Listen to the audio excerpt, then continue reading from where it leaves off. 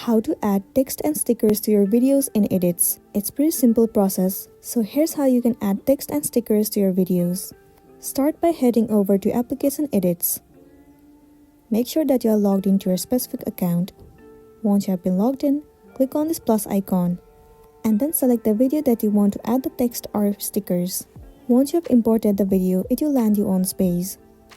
At the bottom, you can see the option of text. Click on it. Enter the text that you want to add. Now with the help of all of these features above, you will be able to modify this text. You can change the color according to your need. Once done, now you can adjust this text anywhere on the screen. You can zoom in or zoom out in order to make the text big or small. Place the text anywhere on the screen. You can also set the range of text by dragging it.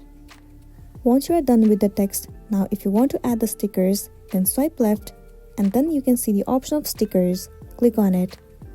You can search for any of the sticker that you want to, or you can select it from here. Let me search it in the search bar. Now from here, choose any of the sticker that you want to add. You just have to click on it.